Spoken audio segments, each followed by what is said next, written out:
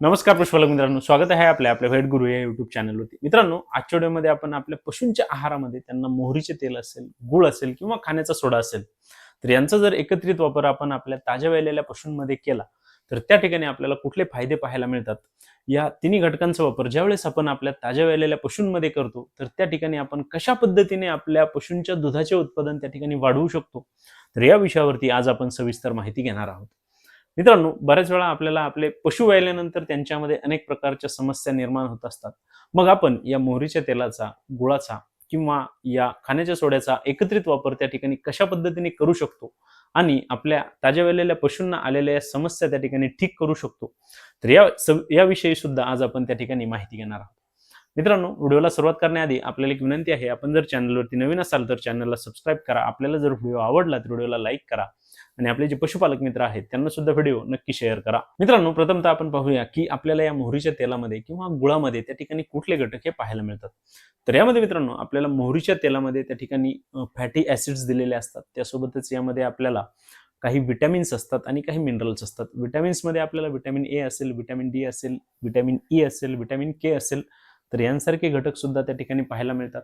आणि मिनरल्समध्ये यामध्ये आपल्याला कॅल्शियम, फॉस्फरस, मॅग्नेशियम, त्यासोबतच सेलेनियम यांसारखे घटक सुद्धा त्या ठिकाणी आपल्याला पाहायला मिळत असतात. मित्रांनो, या मोहरीच्या तेलामध्ये त्या ठिकाणी अँटीऑक्सिडंट प्रॉपर्टी सुद्धा आपल्याला त्या ठिकाणी पाहायला मिळते आणि काही प्रमाणामध्ये त्या ठिकाणी ऊर्जा सुद्धा आपल्याला या मोहरीच्या तेलामध्ये दिसत असते. मित्रांनो, या गुळामध्ये त्या ठिकाणी आपल्याला विविध प्रकारचे विटॅमिन्स आणि मिनरल्स असतात. यामध्ये खास करून कार्बोहायड्रेट्सचे प्रमाण त्या ठिकाणी जास्त असते. आयर्न असेल किंवा यामध्ये आपल्याला कॅल्शियम असेल, मॅग्नेशियम असेल यांसारखे घटक सुद्धा त्या ठिकाणी दिलेले असतात. विटॅमिन ए असेल, बी असेल, विटॅमिन ई असेल, त्यासोबतच विटॅमिन बी कॉम्प्लेक्स असेल, तर यांसारखे घटक सुद्धा आपल्याला गुळामध्ये त्या ठिकाणी पाहायला मिळतात. आणि खाण्याचा जो काही सोडा असतो तर त्यामध्ये साहजिकच सोडियम बायकार्बोनेट हा घटक त्या ठिकाणी दिलेला असतो. मित्रांनो, आता आपण पाहूया की आपण ज्यावेळेस या खाण्याच्या सोड्याचा, मोहरीचा आणि गुळाचा वापर एकत्रित आपल्या पशूंच्या आहारामध्ये त्या ठिकाणी करू, तर त्या ठिकाणी मग आपल्याला कुठले फायदे हे पाहायला मिळतात. या 3 घटकांचा वापर ज्यावेळेस आपण एकत्रित आपल्या ताज्या वेलेल्या पशूंच्या आहारामध्ये जर त्या ठिकाणी केला, तर आपल्या पशूंना त्यांच्या शरीरासाठी आवश्यक ऊर्जा देण्यासाठी या मोहरीच्या तेलाचा, गुळाचा आणि या सोडियम बायकार्बोनेट म्हणजेच खाण्याच्या सोड्याचा त्या ठिकाणी आपल्याला चांगला फायदा हा पाहायला मिळू शकतो. मित्रांनो, गुळामध्ये त्या ठिकाणी ऊर्जा असते. त्यासोबतच मोहरीच्या तेलामध्ये तेलामधून सुद्धा आपल्या पशूंना ऊर्जा मिळू शकते आणि या खाण्याच्या सोड्यामुळे आपल्या पशूंचे पचन चांगले होऊन त्या ठिकाणी सुद्धा आपल्या पशूंना त्यांच्या शरीरासाठी या जे काही घटक आपण त्यांच्या आहारामध्ये देत आहे तर त्याचे शोषण त्या ठिकाणी चांगल्या प्रमाणे होण्यासाठी फायदा होऊ शकतो. त्यामुळे ताज्या वेलेल्या पशूंमध्ये किंवा आपल्या पशूंच्या शरीरामध्ये जर ऊर्जेची कमतरता असेल, तर त्या ठिकाणी या 3 घटकांचा एकत्रित वापर आपल्या पशूंना अत्यंत चांगले फायदे हे त्यांच्या शरीरासाठी ऊर्जा देण्यासाठी आपल्याला पाहायला मिळत असतात. मित्रांनो, दुसरा जो काही महत्त्वाचा फायदा होतो तर तो म्हणजे आपल्या पशूंमध्ये त्यांच्या दुधाचे जे काही उत्पादन आहे तर ते देखील चांगल्या प्रमाणामध्ये वाढवण्यासाठी आपल्याला फायदा पाहायला मिळतो. त्यासोबतच आपल्या पशूंच्या दुधामधील फॅट असेल, एस-एन-एफ असेल, त्याचे देखील प्रमाण वाढवण्यासाठी आपल्याला चांगला फायदा या 3 घटकांच्या मदतीने त्या ठिकाणी पाहायला मिळतो. मित्रांनो, ताज्या वेलेल्या पशूंमध्ये आपण गुळाचा वापर केल्यानंतर त्यांचे दुधाचे उत्पादन वाढते. सोबतच मोहरीच्या तेलाचा वापर आपण आपल्या ताज्या वेलेल्या पशूंमध्ये केला, तर त्या ठिकाणी त्यांच्या दुधामधील फॅट वाढवण्यासाठी आपल्याला फायदा पाहायला मिळतो. त्यामुळे या 2 घटकांचा एकत्रित वापर आपण आपल्या पशूंमध्ये केल्यानंतर आपल्या पशूंचे दुधाचे उत्पादन वाढीसाठी आणि त्यांची फॅट वाढवण्यासाठी आपल्याला नक्कीच त्या ठिकाणी अतिशय चांगला फायदा हा पाहायला मिळतो. मित्रांनो, तिसरा जो काही महत्त्वाचा फायदा होतो तर तो म्हणजे आपल्या पशूंमध्ये त्यांची भूक वाढवण्यासाठी किंवा त्यांचे पचन चांगले ठेवण्यासाठी आपल्याला चांगला फायदा या 3 घटकांचा एकत्रित त्या ठिकाणी पाहायला मिळतो. मित्रांनो, आपल्या पशूंमध्ये गुळाच्या वापरामुळे सुद्धा त्यांची भूक वाढवण्यासाठी फायदा होतो. आपल्या पशूंमध्ये जर ते खुराक कमी खात असतील, चारा कमी खात असतील, तर त्या ठिकाणी या मोहरीच्या तेलामुळे त्यांची भूक वाढवण्यासाठी, त्यांचे पचन चांगले ठेवण्यासाठी फायदा पाहायला मिळतो. तसेच या खाण्याचा जो काही सोडा आहे तर त्याचा वापर आपण आपल्या पशूंमध्ये केल्यानंतर आपल्या पशूंमध्ये त्यांच्या पोटामध्ये किंवा त्यांना होणारा जो काही रुमिनल ॲसिडोसिस आहे तर त्याचे प्रमाण कमी करण्यासाठी या सोडियम बायकार्बोनेटचा त्या ठिकाणी फायदा पाहायला मिळतो. तर त्यामुळे आपल्या पशूंमध्ये त्यांना त्यांची भूक वाढवण्यासाठी आणि पचन चांगले ठेवण्यासाठी सुद्धा चांगली मदत ही पाहायला मिळते. त्यामुळे आपली जर पशु व्यालेले असतील, त्या चारा कमी खात असतील किंवा त्यांना पचनासंबंधित अडचणी आपल्याला पाहायला मिळत असतील, तर आपण त्यांच्या आहारामध्ये गूळ असेल किंवा खाण्याचा सोडा असेल किंवा मोहरीचे तेल असेल यांचा त्या ठिकाणी अवश्य वापर करू शकतो आणि आपल्या पशूंमध्ये त्यांची भूक वाढवू शकतो किंवा त्यांचे पाचन त्या ठिकाणी ठीक करू शकतो. तसेच बऱ्याच वेळा आपल्या ताज्या वेलेल्या पशूंमध्ये त्यांना खुराक खाण्याच्या सुद्धा अडचणी पाहायला मिळत असतात. तर त्या ठिकाणी सुद्धा बरेचसे पशुपालक जे आहेत तर ते या मोहरीच्या तेलाचा वापर करत असतात. तर या मोहरीच्या तेलाच्या वापरामुळे सुद्धा आपल्या पशूंमध्ये त्यांना त्यांच्या खुराक खाण्याच्या जे काही अडचणी आहेत तर त्या दूर करण्यासाठी सुद्धा अत्यंत चांगला फायदा त्या ठिकाणी पाहायला मिळतो. त्यामुळे आपण आपल्या पशूंमध्ये या 3 घटकांचा एकत्रित वापर करून आपल्या पशूंना अत्यंत चांगले फायदे त्यांच्या भूक वाढीसाठी आणि पचन चांगले ठेवण्यासाठी देऊ शकतो. त्यासोबतच मित्रांनो, आपण या 3 घटकांचा एकत्रित वापर ज्यावेळेस आपल्या पशूंच्या आहारामध्ये करतो, तर त्या ठिकाणी आपल्या पशूंमध्ये त्यांची रोगप्रतिकार शक्ती वाढवण्यासाठी सुद्धा आपल्याला चांगला फायदा होतो. मित्रांनो, गूळ असेल, मोहरीचे तेल असेल यांच्यामध्ये त्या ठिकाणी इम्युनिटी वाढवण्याचे काही गुणधर्म असतात.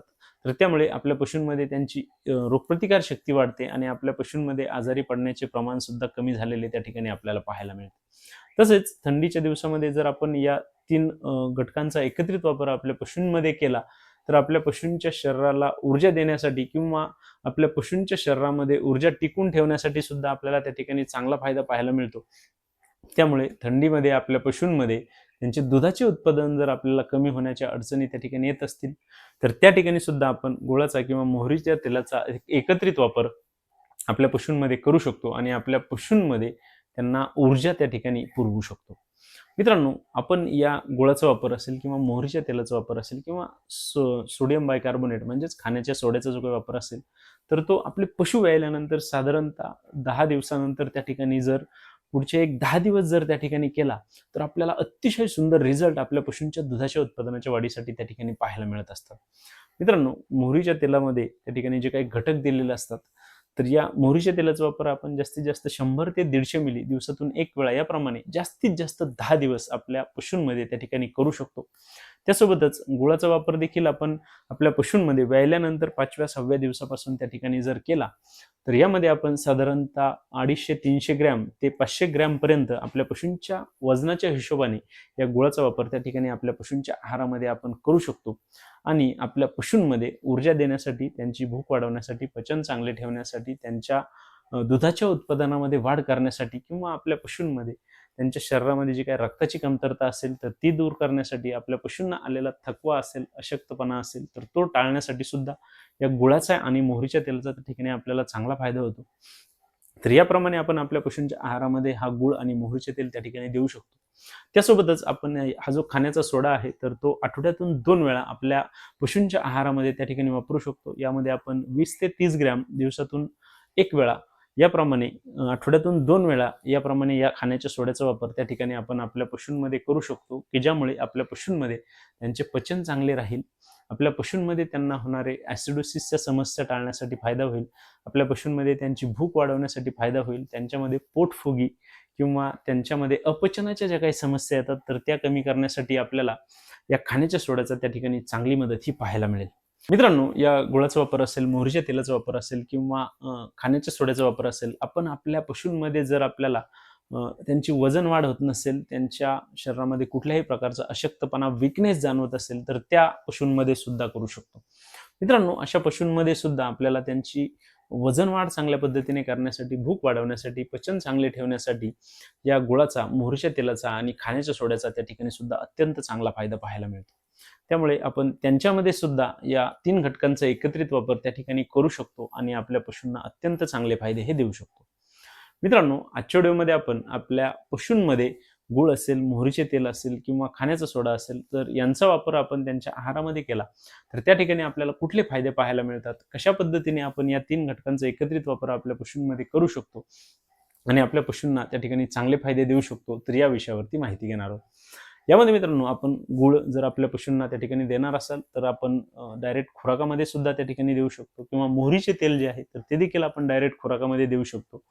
आणि खाण्याचा जो काही सोडा आहे, तर तो आठवड्यातून 1 किंवा 2 वेळा त्या ठिकाणी आपण त्यांच्या खुराकामध्ये किंवा त्यांच्या खाण्याचे जे काही चारा वगैरे असेल, तर त्यामध्ये त्या ठिकाणी देऊ शकतो आणि आपल्या पशूंना या 3 घटकांचे त्या ठिकाणी अत्यंत चांगले फायदे हे देऊ शकतो.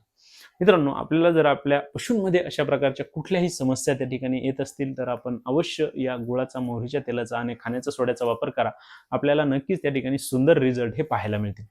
मित्रांनो, आपल्याला जर आजचा व्हिडिओ आवडला असेल तर व्हिडिओला लाईक करा. आपण जर चॅनलवरती नवीन असाल तर चॅनलला सबस्क्राईब करा आणि आपल्याला जर कुठल्याही प्रकारच्या शंका असतील तर कमेंट बॉक्समध्ये मला नक्की कळवा. धन्यवाद.